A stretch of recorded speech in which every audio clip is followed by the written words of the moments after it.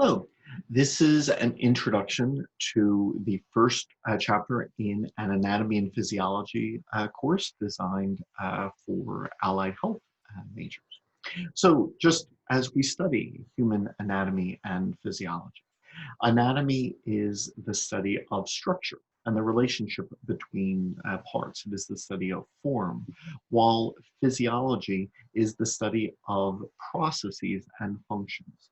Now, at some colleges, one might have a course primarily in anatomy or a course primarily in physiology. And obviously, that is appropriate in many instances.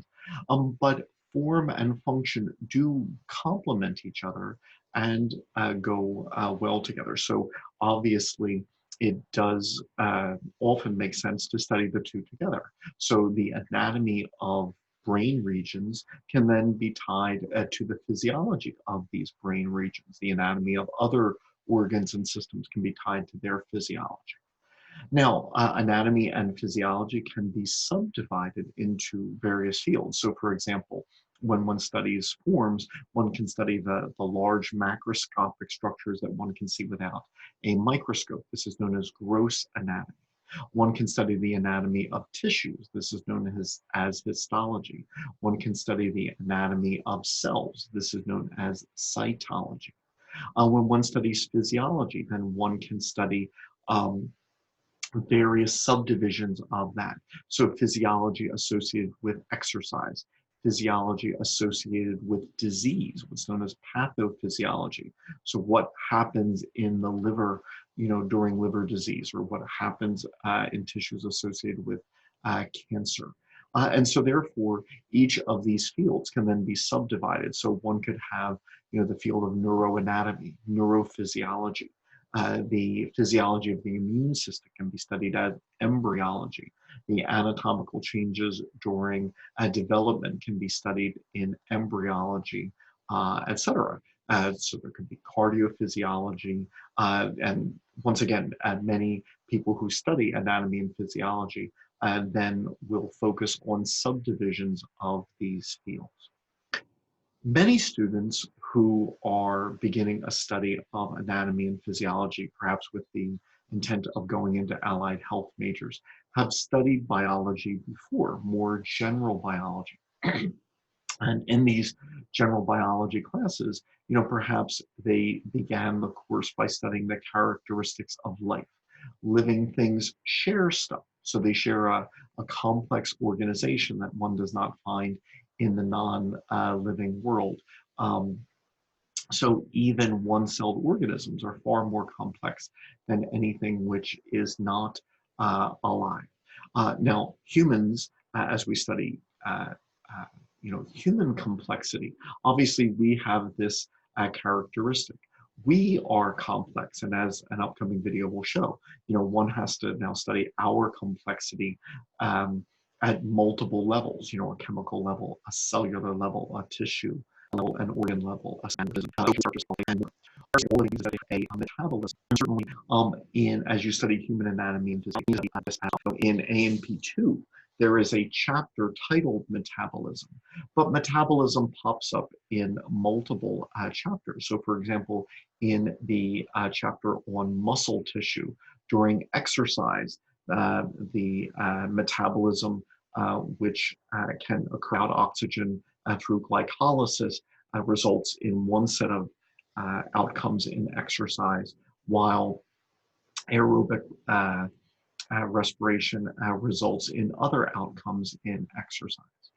All living things respond to the environment, all right? And so even one-celled organisms are capable of responding to the environment. But as we study human anatomy and physiology, we then focus on how it is that, say the heart, can change, its heart rate, its contractibility in response to certain certain phenomena. And certainly then we study, how the nervous system is able to perceive the environment. And so in AMP1, one would study, the senses, and then also how the nervous and endocrine systems can coordinate these responses, giving commands to various parts of the body. All living things can move to one degree or another, but obviously as we study the human anatomy and physiology, we have muscles which allow for, the movement of bones if we're talking about skeletal muscle, or the movement of other regions of the body if we're talking about the cardiac muscle of the heart, which moves blood, or the smooth muscle of various tracts if we're talking about, the secretion of glands, the movement of food along the digestive tract, etc. All living things grow, and in AMP1 we focus on the growth of cells, which will then lead to mitosis and cell division, but obviously the growth of human embryos of living things need to reach cell division, but obviously in AMP2 there is an entire and only in populations over time. Because some of us don't understand because whether it be our genes, and the similarities they have with other organisms, or our embryos and explanations of the features which embryos have, but then also variations in human populations or variations in diseases such as coronavirus species and the evolution of viruses or the evolution of antibiotic resistant microbes. And so this was just meant to offer, say, a bridge, because in the past, many allied health students have studied general biology, and have had entire courses talking about these characteristics of life.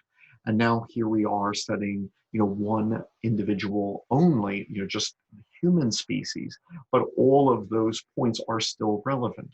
All right, and as you look throughout, a textbook of, say, human anatomy and physiology, you say, oh, clearly here, this is not only important features for living things, but also for humans. And here we are studying complex organization, how humans respond to the environment, human metabolism, human reproduction, etc.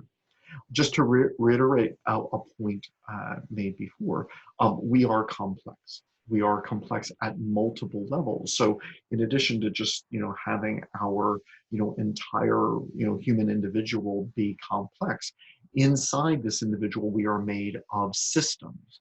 So there is a digestive system, there is a cardiovascular system, a nervous system, etc. And so we could study this complexity at the system level. So what components make up, say, the digestive system? In this digestive system, we would find what we call organs. Organs are structures which are made of multiple tissues and the products of tissues. And so thus, then you could study the stomach, you could study the liver, you could study a muscle, because each muscle is actually an organ made of multiple tissues, etc. Or we could then study humans at the tissue level and study the connective tissue of humans, the muscle tissue of humans, the epithelia of, the lungs versus the epithelia of the kidneys, etc. A tissue being made of cells and cell products. But then we can also study how complex we are at the cellular level, studying, the nucleus of human cells, the cell membranes of human cells. Inside cells, we find our chemical level of complexity. And obviously at some point we want to consider, well, what carbohydrates are humans making, what proteins, etc. So not only are we complex, we are complex at multiple levels. We have a chemical level of complexity, and the chemicals of the carbohydrates, proteins, they compose cells. All right, so we could then study the cellular level of complexity. Cells and their products form tissues, and we can study what makes one tissue different from another. Multiple tissues functioning together for a common purpose makes an organ. Organs are often arranged in systems. So a number of organs are performing digestion, a number of organs are involved in gas exchange, etc. And it's all of these systems then together which form this organism. So as we study the complexity of humans, we often then work at different levels. In Anatomy and Physiology 1, the first chapter is about the chemical level of organization. The second chapter is on the cellular level of organization. Then a chapter on the tissue level of organization. And then as we go through the systems of the body, then we talk about the organs belonging in each system, and then how they interact. So we not only have complexity, we have complexity at multiple levels. Now, just to revisit something that I had just said about organs, organs are composed of multiple tissues. So for example, here in a cross section of the throat, you can see the esophagus, which is an organ of the digestive tract, and the trachea, which is an organ of the respiratory tract. So you can see that they have epithelial tissue. This is what lines the space in the middle. So the lumen in the middle of the trachea is lined by epithelia, just as the lumen in the middle of the esophagus is lined by epithelia. Deep to that, then we have a connective tissue, and there are different connective tissues, as we will see in the connective tissue chapter. There is areolar connective tissue, there is dense irregular connective tissue, there is adipose connective tissue. And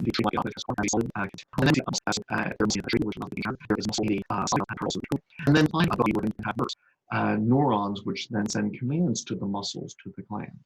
And so whether the trachea or this esophagus, we can see that we have multiple tissues. That is the definition of an organ, of tissues. And so after tissues, and this is what we call the respiratory organs of the digestive system, we will then be visiting the tissues which compose these organs.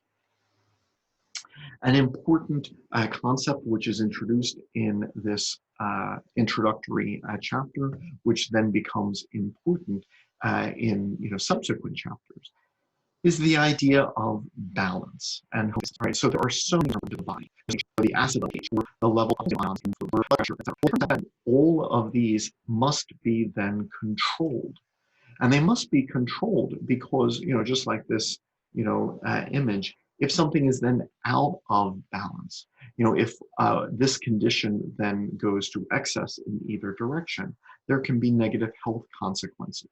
So there's a negative, health consequences with the temperature being too high. So, proteins can change their shape, and this can result in death.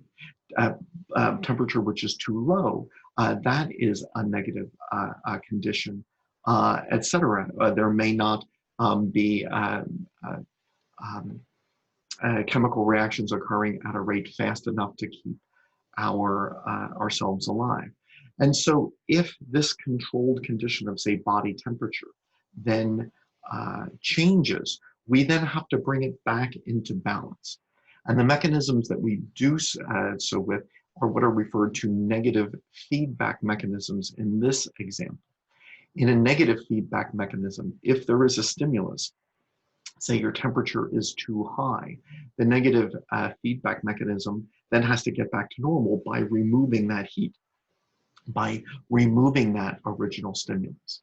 If the temperature is too low, then we need to shiver. We need to conserve heat by moving blood away from the skin. And this then removes that stimulus of having a low temperature. So in negative feedback mechanisms, we get back to this balance by removing the original stimulus. If the original stimulus is that we have too much calcium in our blood, we have to make that calcium go away. So maybe we store it in our skeleton, maybe we, absorb less from our intestines, or we excrete more in our urine, and then we get back to that balance.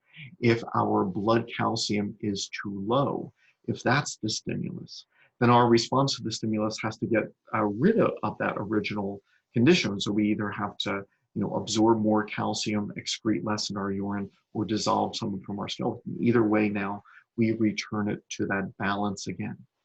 And so as we go through subsequent chapters, there's something about the respiratory needs to be kept in balance, or the cardiovascular system, or the nervous system.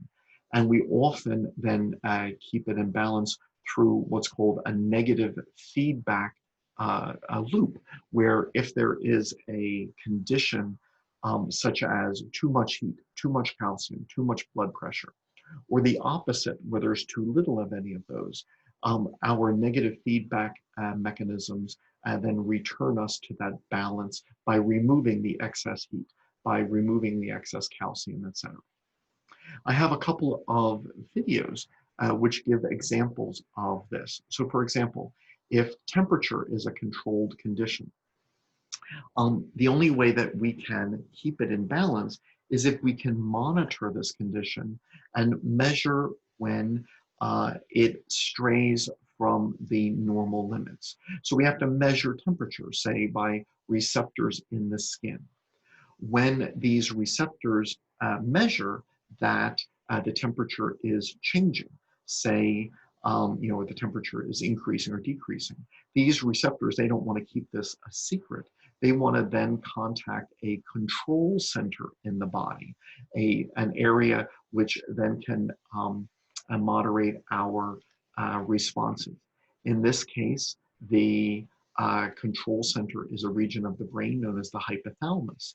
And the hypothalamus can then send commands to what are called effectors, like muscles, sweat glands, blood vessels. And it is then the response of these effectors which gets that controlled condition back to normal. So for example, let's imagine that our controlled condition of temperature strays from its normal range because of excess heat. Well, if that's the case, the receptors in the skin measure the excess heat. They communicate this to the hypothalamus, and then the hypothalamus then sends commands to effectors like the sweat glands, which will put water on the surface of our body, which when it evaporates will lose heat, or to blood vessels, which will now send to the measure the holding heat to hypothalamus, and with the response to remove and sugar. So temperature is linked to ability to maintain and this is an example of a negative feedback loop because the excess heat was dealt with by removing that excess heat. Our body's responses removed the heat. I have other examples here as well. So we need to keep our blood calcium the same. If your blood calcium goes up by about a third today or down by about a third today, you can die. And so how much calcium,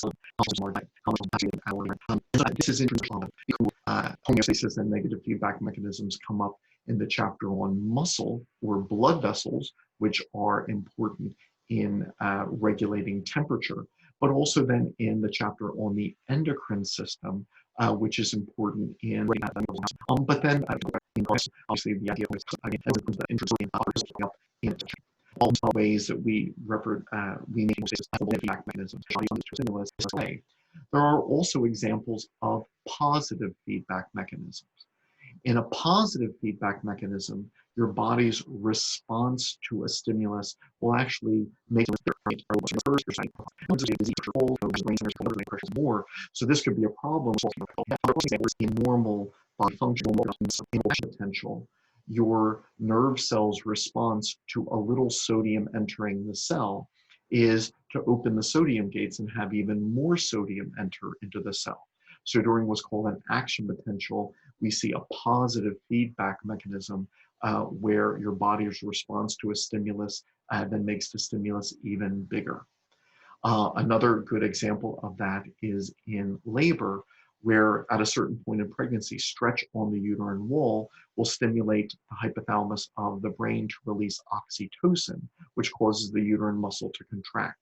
This causes even more stretch, which then stimulates the hypothalamus to release more oxytocin, which causes more muscle contraction. And this is an example of a positive feedback mechanism where the response then amplifies the original stimulus. So these were just a couple of introductory ideas as one then begins a study of anatomy and physiology. Once again, the upcoming chapters begin with, say, cells, and because I'm sorry, they begin with chemistry to talk about the chemical level of organization, and then cells to address, the cellular level of organization, then tissues, and then the rest of the anatomy and physiology text will go through organ systems one at a time. And it keeps going back to those first chapters, talking about the muscle tissue, which was described in these chapters, the neural tissue, the epithelia, the connective tissue, and then obviously the proteins, et cetera, which all of the modules made. And so the information in these introductory chapters are important because they, time to time, include homeostatic which involve different systems of the body. And so just talking about something I teach, but I think that's typical. Anatomy and physiology, one was introductory, would then organ system, treatment system, and then the system, the skeletal system, and then the second anatomy and physiology two will then the cardiovascular system, the blood vessels, the immune system, which is useful in disease, the respiratory system, the digestive system, the nervous system, and the system, and these through these factors, and the homeostasis, and study systems, anatomy, and physiology.